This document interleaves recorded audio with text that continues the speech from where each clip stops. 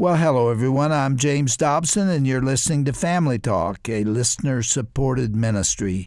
In fact, thank you so much for being part of that support for James Dobson Family Institute.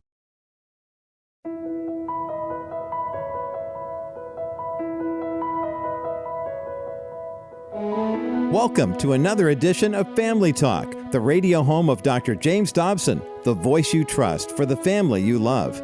Today, we bring you a timely interview conducted by our co-host, Dr. Tim Clinton. He caught up with his very special guest, the former U.S. Secretary of Education, Betsy DeVos. From 2017 to 2021, Betsy DeVos served as the 11th U.S. Secretary of Education. She previously served as chairman of the Windquest Group, a privately held investment and management firm based in Michigan. She is also the former chair of the American Federation for Children, the Philanthropy Roundtable, and the Michigan Republican Party. Betsy DeVos is married to Dick DeVos, and together they have 4 children and 10 grandchildren.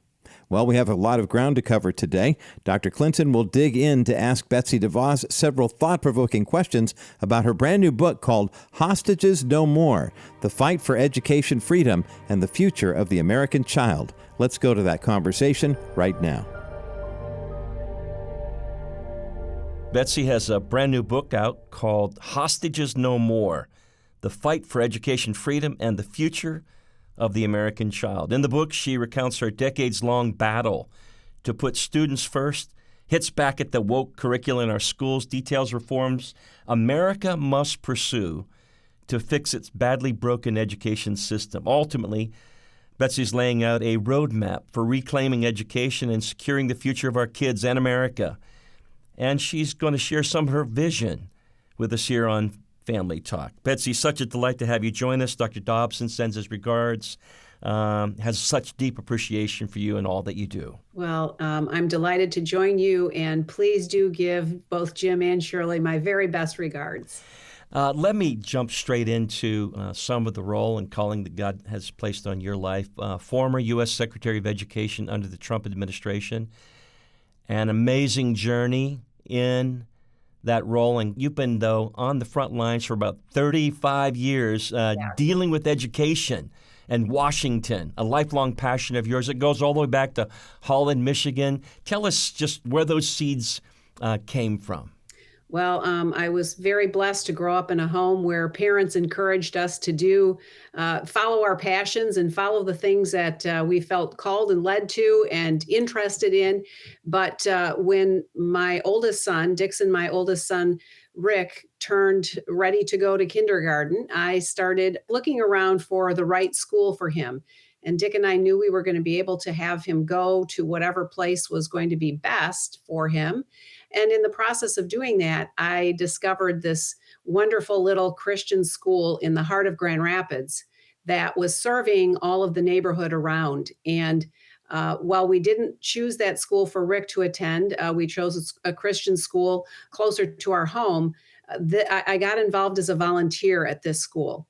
And long story short, the more I got involved there and the more we supported that school, the more I realized that our system of education, the way we fund students, is fundamentally unfair for those who do not have the same kind of resources that Dick and I had. And so we started first with helping students and families with scholarships. And then I began to get involved with many different organizations, both state and national, that were advocating for policy change where the funding for children's education would go with that child to whatever school the parents wanted to send him or her. And then it led to the political work on that behalf, because we very soon understood that the impediment was a very, very strong association of school unions and all of the allied organizations that continue to lobby for the system itself, not for kids and not for what's best for them. I think that's the big statement. I go back to the title of your new book, Hostages No More. It goes back to, I think, a Horace Mann quote. Can you explain exactly what that means? Hostages to what cause? Certainly. Well, Horace Mann, who's commonly considered the father of our education system, our K-12 system, when the system was founded, said that educators are entitled to look upon parents as having given hostages to our cause. And I think this last 2 years in particular, parents and families across the country have had a front row seat to their children's education in ways they've never had before.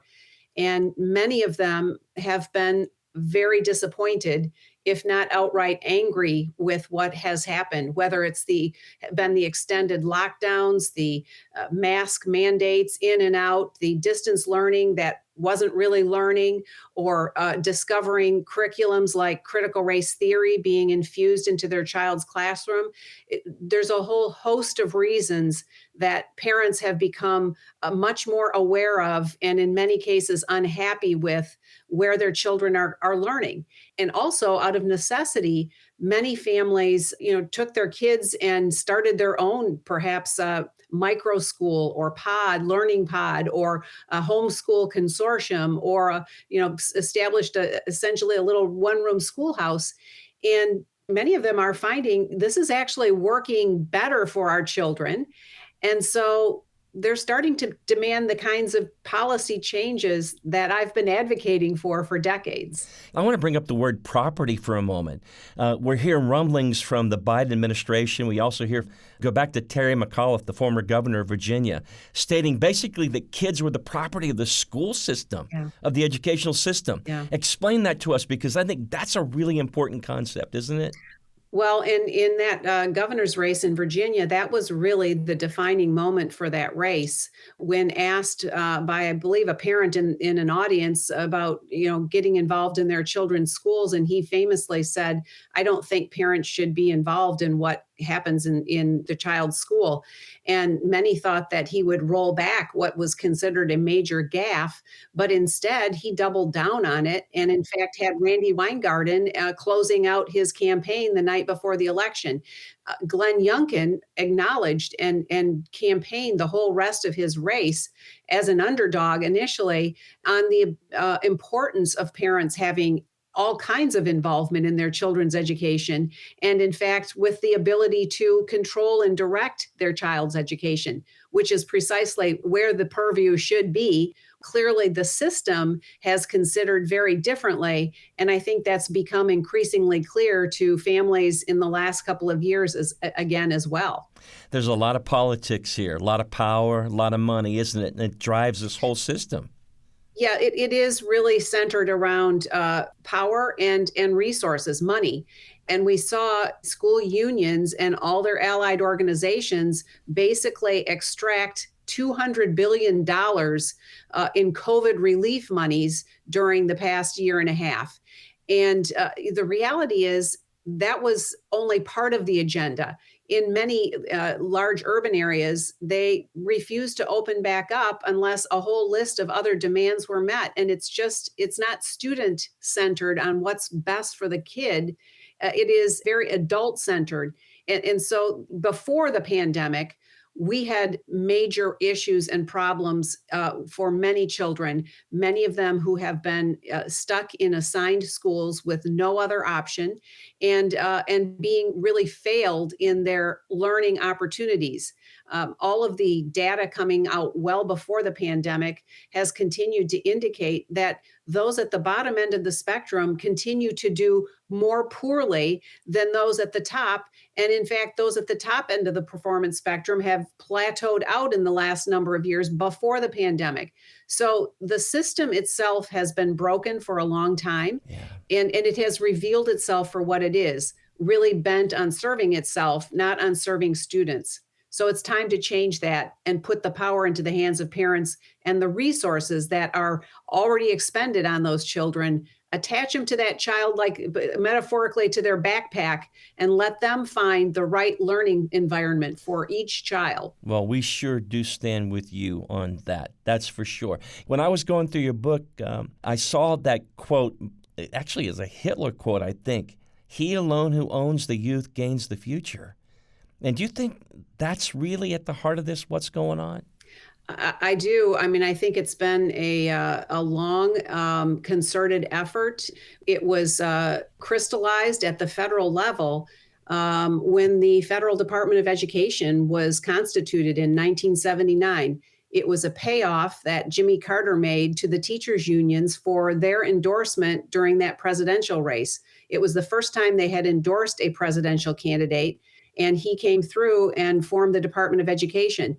But so much of policy and regulation has originated in that department for all of these decades, and the vicious cycle between the status quo, the blob, as I affectionately refer to it, and the politicians to whom they give money, who then turn around and vote for the very things that school unions and the blob want, and it does not honor and respect the central role of the family in the education of their child. And it's time that we reverse that. It's just appalling to me. You're listening to Family Talk, a division of the James Dobson Family Institute. I'm Dr. Tim Clinton. Our special in-studio guest today is former U.S. Secretary of Education Betsy DeVos, someone who has been on the front lines championing parental rights and the importance of educational freedom. Her new book out, we're talking about it, Hostages No More. If you don't have a copy of this, you need to get it. The subtitle, The Fight for Education Freedom and the Future of the American Child. Mom, Dad, everybody, you need to turn the radio up and take serious this conversation we're having. Betsy, I want to go back to our direction today for a moment. I saw where a lot of how you developed your perspective was around this statement, no child is average. And you said this is important because I think you used an Air Force analogy where you were talking about planes and pilots and how it was important. The plane had to fit the pilot, right? Right. And all kinds of planes were crashing. And this is a great story that Todd Rose included in his important book, The End of Average. And what they finally realized was they were taking measurements of what the average pilot looked like or was like physically. And when they did a closer study, found that no one actually fit that average. And instead of having pilots conform to a one-size-fits-all cockpit and all of the configuration and controls, they started demanding of the manufacturers that they actually put in some customization features so that they could adjust to what the pilot, the arm length, their leg length, whatever. And suddenly the rate of crashes plummeted. So the point being, there is no child that is average. And yet everything about our 175-year-old industrial model of education suggests that every child should fit into this average scale and framework. And the contention is for me that, and many others, that we need to really totally rethink that. We have spent over $1 trillion at the federal level alone to close achievement gaps. It hasn't narrowed one little bit. In fact, it's widened in many cases. Wow. And so this notion that we just keep putting more and more and more taxpayer money into a framework and a system that is simply not working for too many kids is ill-placed. And as Albert Einstein said, is the definition of insanity. And as secretary, I visited hundreds of schools looking for ones that were actually doing things somewhat differently and were acknowledging in some way that no child is just average. And I highlight those in the book. I talk about them. I also talk about a myriad of ways in which families can take control of their kids' futures, and importantly, how they can get involved with ensuring that elected officials are going to support the policies that will allow the funds for those children to follow them to wherever their families decide they want to go. So this June, we saw a victory for education freedom in the Maine Supreme Court decision that further affirmed that possibility.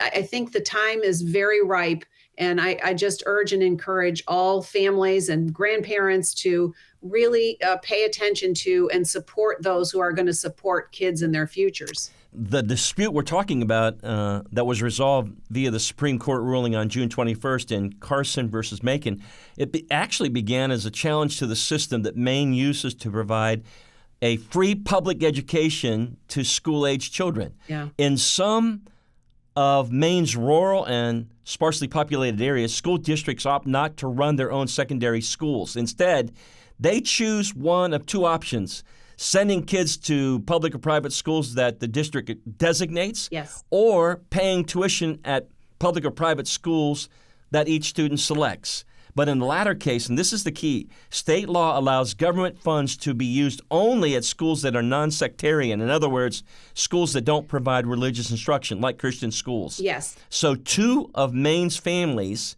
went to court arguing that the exclusion of schools that provide religious instruction violates the First Amendment's free exercise clause. This is amazing. The justices agreed. Let me repeat that. The vote was 6-3, a clear decision. The Supreme Court has taken side with those families, and religious schools are no longer exempt. Yes, I mean, basically the court in 3 relatively recent decisions has doubled down on the notion that there cannot be religious animus when it comes to education. And they have also clarified again that anytime a family or a parent is making a decision or a choice, if they decide to send their child to a faith-based school, that is their choice. It is not the government making that decision. A very clear indicator that that's where the decision-making lies, and that it is not a violation of the church-state separation. It's a family decision. Love it. Your mantra, probably a common term that people would use, is around school choice. I think your term of choice is educational freedom.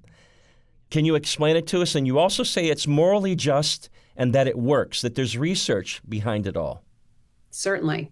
Well, I called what we're talking about school choice for many, many years, and many people do. But I have, in the last few years, broadened it to say we need to be talking about education freedom, because I think many people, when we say the phrase school choice, immediately think of putting up other buildings and infrastructure, and thinking around learning as infrastructure. But I have come to learn that education takes place a lot of different places, and it doesn't have to be in a school building. There's a school in our my hometown of Grand Rapids, a high school that basically has the city as its learning environment. You know, the kids, they have a small classroom at the home base, but they're out all the time learning around the community and around the area, and they're choosing to do that. We need to think more broadly and more creatively about how can we help kids unlock their potential and really stoke that wonder and that curiosity that's innate in every child. In your book, you then explain the different things like public charter schools, public school choice, magnet schools, home schools, tax credit scholarships, education savings accounts, vouchers, and so much more. I wanted to ask you, what do you think the impact of all that is on teachers and on parents, for good or bad? Well, first of all, for parents, it's a huge opportunity. If the policy supports their making a choice, and the school to which their child is assigned or where they decided to live to send their child to school is working, that doesn't mean you have to change it all. That is great. You could use your education funding for that school, for that experience.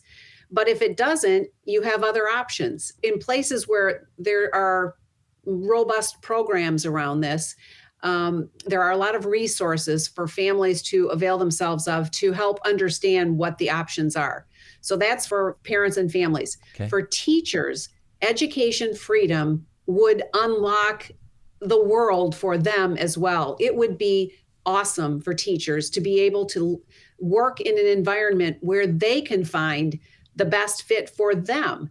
And I think about the teachers that have chosen to be teachers at this outdoor school. It's unusual to, all of us who've known a one-size-fits-all system. But I think that many teachers' eyes have been opened to a lot of possibilities during the last couple of years as well. When their system or their building might have been shut down for months, and they maybe were hired by several families to help teach multi-age kids, and maybe that's working for them. They ought to have that opportunity to teach and share their gifts in that environment too. And so I just know that a full education freedom environment would elevate them in a way that they have never had experience of before.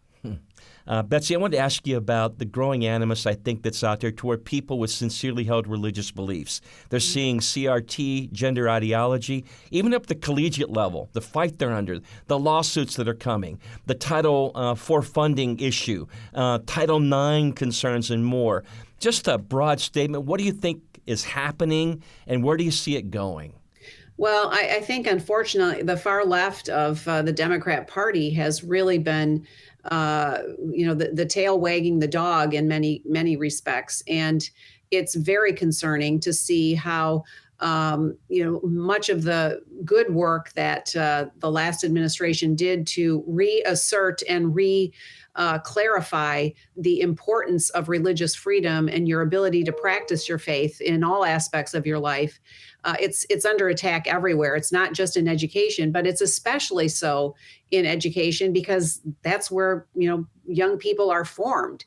Again, I think revelations of some of the things that have been going on in classrooms for probably a lot longer than people realize has again awakened parents and grandparents and friends in ways that they had never really known before.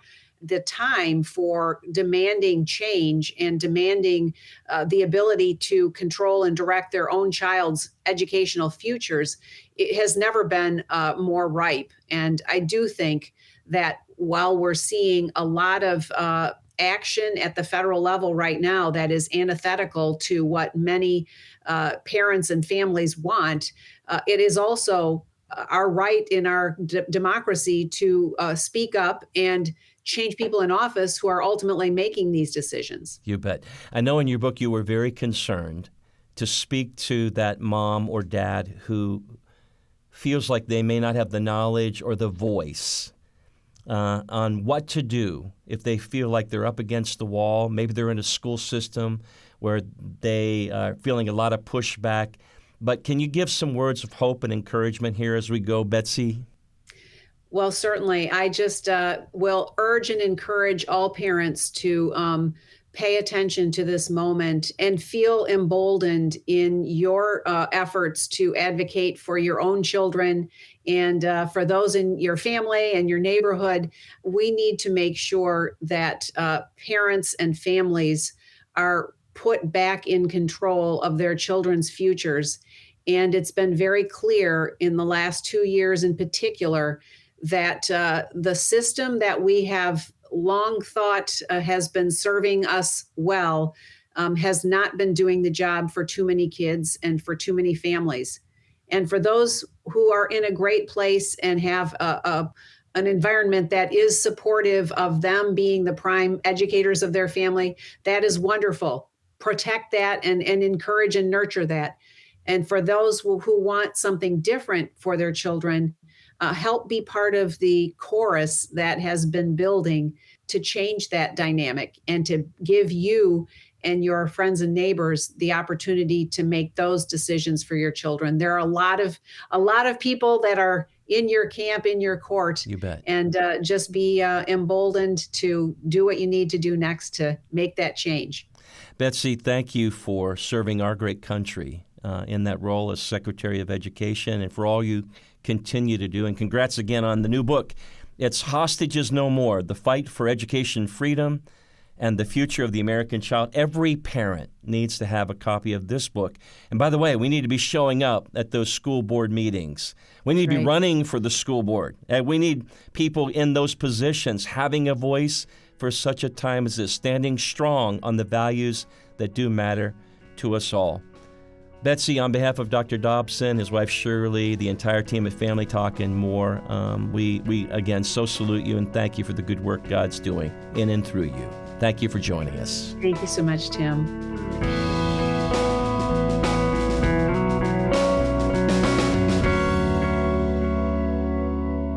Fascinating perspective from someone who's been standing strong for conservative values and is a defender of our kids' right to a quality and unbiased education. This has been Family Talk with our own Dr. Tim Clinton interviewing Ms. Betsy DeVos on her new book called Hostages No More: The Fight for Education Freedom and the Future of the American Child. I'm Roger Marsh, and we're out of time for today, but thank you so much for listening. By the way, to learn more about the Dr. James Dobson Family Institute, go to drjamesdobson.org. And remember, you can also call us as well at 877-732-6825. We would love to hear from you. Until next time, may God continue to richly bless you and your family as you grow deeper in relationship with Him. And be sure to be with us right here for the next edition of Dr. James Dobson's Family Talk.